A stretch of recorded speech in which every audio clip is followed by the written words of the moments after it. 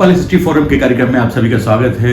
मैं हूं आपका दोस्त आरजे जावेद। हमारी सारी टीम यानी कि इसमें रिजवान उद्दीन अंसारी साहब, एडवोकेट शाहनवाज खान साहब, अली बज़मी साहब और अशर क़िदवई साहब और अमान खान साहब सभी मौजूद हैं और हमारे जो एपिसोड है इसको हम आगे बढ़ाते हैं। भोपाल हिस्ट्री फोरम जिसके मायने हैं भोपाल को इतिहास से जोड़ना, खासतौर से उन भ्रांतियों को, उन कहावतों को अलग करना जो ऐतिहासिक जिनका कोई ताल्लुक नहीं है। तो आज इसी बात को हम शुरुआत करते हैं और हमारा शायद ये दूसरा एपिसोड कहें या हम कहें कि ये पहले ही एपिसोड है, क्योंकि हम शुरू कर रहे हैं 1640 से। 1640 में भोपाल और आसपास के इलाके में जिनकी हुकूमत थी, जिन्होंने भोपाल पे राज किया, ऐसे लोग जिन्होंने भोपाल की नींव रखी, वहां से हम शुरू करते हैं। हमारे साथ में दो एक्सपर्ट हैं जो भोपाल हिस्ट्री फोरम से जुड़े हुए हैं, एडवोकेट शाहनवाज खान साहब और रिजवान उद्दीन अंसारी साहब। और सवाल अब मेरा ख्याल है कि इतिहास की बात है तो इतिहासकार एडवोकेट शाहनवाज खान साहब क्या बोलते हैं और क्या सवाल करते हैं उस पर एक नजर डालते हैं। शाहनवाज साहब। साथियों, जैसा कि हम पहले बता चुके हैं कि हमको भोपाल का प्रमाणिक इतिहास भोपाल की और हिंदुस्तान की जनता के सामने पेश करना है। और इस सिलसिले में हम आज अपना ये कार्यक्रम शुरू कर रहे हैं भोपाल के इतिहास को जनता के सामने पेश करने के लिए। और ये शुरू हो रहा है रानी कमलापति से। और ये जो कुछ हम इतिहास आपके सामने पेश कर रहे हैं ये प्रमाणिक इतिहास है। ये इतिहास के ऊपर रिसर्च किया गया है। नेशनल आर्काइव में उपलब्ध रानी कमलापति पर जो इतिहास मौजूद है उस पर जो रिसर्च किया गया है उससे, और दूसरी किताबें जो हमको मिली थी उन किताबों से हमने जो है वो ये सब जो है उन तमाम रिकॉर्ड के आधार के ऊपर हम शुरू कर रहे हैं। हमारे बीच में जैसा भी जावेद भाई ने कहा,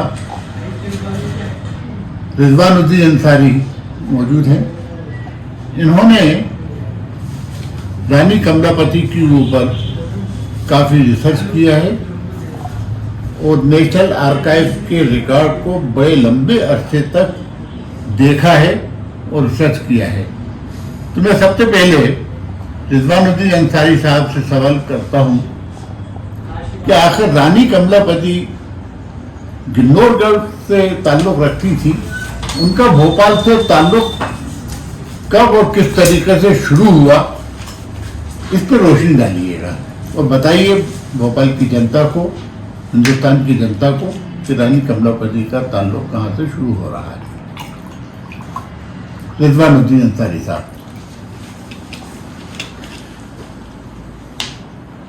देखिए, भोपाल की जो हिस्ट्री है या इतिहास जिसको कहे तारीख, भोपाल की तारीख का ताल्लुक जो है इब्तिदा होती है गोंडों से।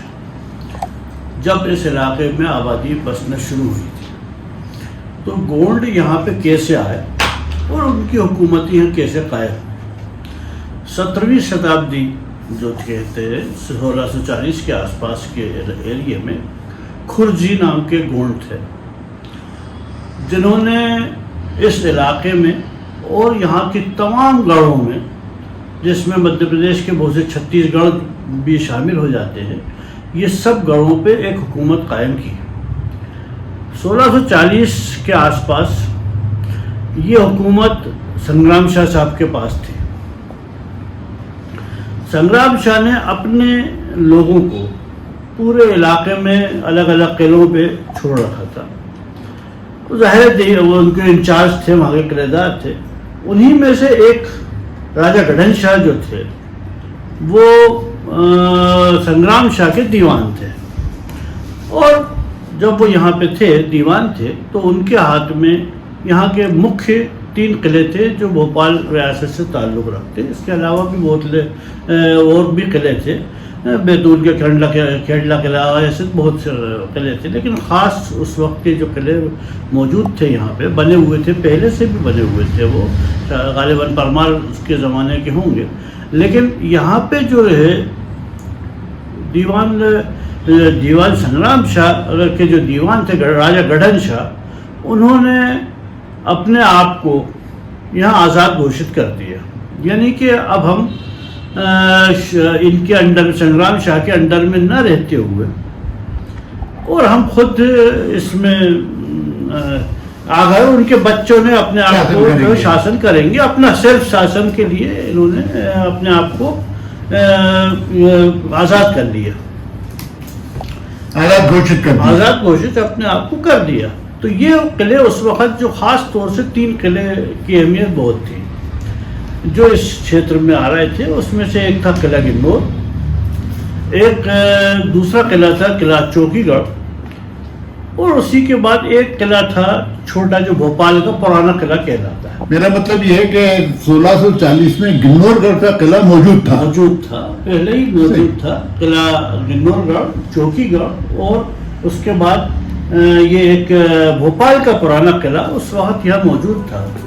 ये सब परमारों के ज़माने के किले थे, जिसमें इम्प्रूवमेंट ज़ाहिर है वो लोग रहेंगे तो उसमें कुछ ना कुछ इम्प्रूवमेंट्स तो अपने हिसाब से करते आएंगे, क्योंकि ये बीच में करीब 1300 के बाद से ये इलाके सुनसान हो गए थे, तो ज़ाहिर है किले भी काफ़ी ख़राब हालत में आ चुके होंगे, लेकिन वो बहरहाल ये लोगों के कब्जे में वो चीज़ आ गई। इसका असर ये हुआ कि जो संग्राम शाह थे उन्होंने शिकायत करी मुग़ल एम्परर शाहजहाँ को। शाहजहाँ से जब कहा उन्होंने कि साहब मैं आपको टैक्स देता हूँ इसके, मतलब ये एरिया उस टाइम मुग़लों के अंडर में आ रहा था, तो मैं आपको टैक्स नहीं दे पाऊंगा, और बल्कि आप ये जो जगह मेरे दीवान के बच्चों ने मेरे मुझसे हत्या दी है, ये जो है आप मुझे दिलवा दीजिए, वापस दिलवा दीजिए। तो उन्होंने कहा ठीक है। उन्होंने अपने शाहजहाँ मुग़ल एम्परर जो थे, उन्होंने रायसेन में मौजूद नसरत जंग को लिखा कि भाई तुम जाके देखो ये कौन सा किला कैसा है, क्या परेशानी आ रही है। तो उन्होंने जब यहाँ आया और जो किले की तरफ देखा तो उन्होंने कहा साहब ये किला गिन्नौर तो बहुत ही सेफ है, हम लोग इसके हमला करने के काबिल नहीं हैं। क्यों किला गिन्नौर इतनी हाइट पे है, बहुत ऊंची ज़मीन से बहुत ऊंचा भी रहा है वो, और उसके बाद उस सबसे ख़ास बात ये थी कि उसके अंदर बाहर जो दीवार है वो तकरीबन 60 फीट ऊंची दीवार थी। अब वो 60 फीट ऊंची दीवार और 30 फीट के आसपास मोटी दीवार, और वो भी 3 दीवारें, इन हालात के अंदर इसको हम फतह करने के कासिर हैं, हम उसको नहीं कर पाएंगे, आप इसकी स्पेशल हेल्प भेजिए हमें। जब इन्होंने ये कहा तो शाहजहाँ ने वहाँ से उनको काजी मुसले साहब जो थे उस वक्त मांडों के किलेदार थे, और उन्हीं के एक बेटे नसरत जंग जो रायसेन में थे उन्हीं के बेटों में से थे, तो उन्होंने अपने दूसरे बेटे काजी साले साहब को यहाँ भेजा। मैं 700 बंदूक से प्यादे और 400 अलग प्यादे ऐसे तो लेके भेजा, और 2 तोपें शादियाबाद यानी शाहजहाँबाद जो दिल्ली था वहाँ से 2 तोपें आई कि भाई इनको करो, और आसपास के जो जागीरदार थे उनकी भी हेल्प मांगी गई।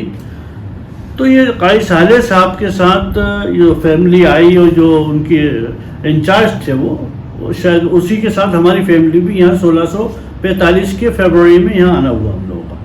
तो उसके बाद इस इलाके को घेरा और आखिर में फतह हो गई, वो काजी साले साहब यहाँ के किलेदार बन गए। तो अब ये किला गिन्नौर पे फतह हुई थी।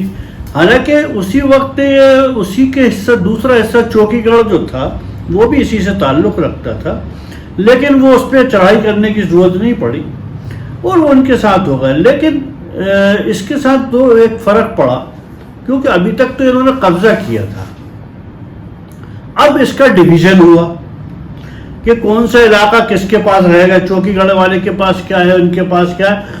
तो इन्होंने कहा कि साहब जब चूँकि यहाँ पे हुकूमत संग्राम शाह की थी तो आप तो हमें हुकूमत हमें ही दे दो। जिसके लिए हम आप टैक्स आपको देंगे, हम अपना नाम भी तब्दील कर लेंगे, ज़रूरत हो तो मज़हब के नाम से रख लेंगे, या जैसे भी ज़रूरत हो, जो उनकी कंडीशंस थे। तो शाहजहाँ ने कहा ठीक है, तब तुम ही लोग देख लो इसको, उसमें क्या है। तो उसके हिसाब से डिवीज़न हुआ चौकीगढ़ और गिन्नौरगढ़ का। लेकिन ये दोनों चौकीगढ़ वाले जो थे, उनको ये डिवीज़न बहुत अच्छा नहीं लगा। उनके समझ में आया कि गिन्नौरगढ़ वालों को ज़्यादा मिल गया ऐसा, क्योंकि आज ताल है, ताल का एरिया जो था, तो ये जो एरिया है वो जो गिन्नौरगढ़ वाला जो एरिया था वो उसमें भोपाल भी एक पार्ट था। तो उसमें ताल एरिया और इधर का यहाँ से यहाँ के पूरे जगदीशपुर तक जो जाना था, ये सब एरिया भोपाल के हिस्से में ये गिन्नौर के मतलब ये हुआ कि गिन्नौरगढ़ का किला और भोपाल का किला जो है एक ही के कंट्रोल में था। एक ही के कंट्रोल में था। इसका डिस्टेंस मतलब ये है कि उस वक्त भी भोपाल का किला मौजूद था। भोपाल का पुराना किला, अच्छा, आज भी हम पुराना किला कहते हैं। चौकीगढ़ का भोपाल से, जो आज का भोपाल है, उससे डिस्टेंस कितना है? तकरीबन 60 मील कहा जाता है। यानी कि ये जो है चौकीगढ़ का जो एरिया वो अलग है, बाड़ी के करीब है। अच्छा। और गिन्नौर का जो किला है वो उबैदुल्लागंज और सीहोर के दरमियान है। ये तो जिला रायसेन जिला रायसेन, आजकल के जिला, उस जमाने के तो अलग वो थी। तो ये 2 डिवीज़न हो चुके थे। तो इसमें गिन्नौरगढ़ जो था वो मेन भोपाल से ताल्लुक़ हुआ, और जबकि उनके भाई जो थे, दूसरे भाई जो थे, वो उनके हाथ में चौकीगढ़ है। उनका नाम चौकीगढ़ अहमद शाह साहब थे पहले। देखिए, ये जो मैंने बताया था आपको, राजा गढ़न शाह जो दीवान रहे थे, उनके 3 बच्चे थे। उसमें से एक राजा अहमद शाह जो थे वो बाड़ी के, और बाड़ी क्या, बल्कि बाद में इनको बाड़ी का कहा गया क्योंकि बाड़ी से ताल्लुक़ था वो ये चौकीगढ़ का। और दूसरे थे महाराज शाह कहलाते हैं, जो गिन्नौर पे काबिज थे। और एक तीसरे और भी थे, राजा शेम शाह, लेकिन इनके पास, इनको कहा जाता है बेगद्दी के, मतलब उनको कहीं की हुकूमत नहीं थी, मिली थी, इसलिए उनको बेगद्दी या बेगद्दी कहा जाता था। ये तीनों की चल रही थी। तो जो महाराज शाह जो थे गिन्नौर, पहले हम गिन्नौर की तरफ थोड़ा सा कंसंट्रेट करते हैं। मैं यहाँ बीच में आपको रोकना चाहूंगा कि जो आज का जो एपिसोड है वो इसको यहीं रोका जाए और अगले एपिसोड में इसको यहीं से कंटिन्यू किया जाए तो ज्यादा बेहतर है, क्योंकि जो इतिहास की बातें हैं एकदम से हम सब इकट्ठी एक बार में सुनते हैं तो कहीं ना कहीं कंफ्यूजन होता है, और वो लोगों को समझने में कंफ्यूजन ना हो और इस चीज को आगे हम बढ़ाते रहें। तो मेरा ख्याल है इस एपिसोड को हम यहीं खत्म करते हैं। भोपाल हिस्ट्री फोरम में आप सभी का एक बार फिर से बहुत बहुत शुक्रिया कि आपने इतनी अच्छी जानकारी दी, और अब इजाजत दें। बहुत बहुत शुक्रिया।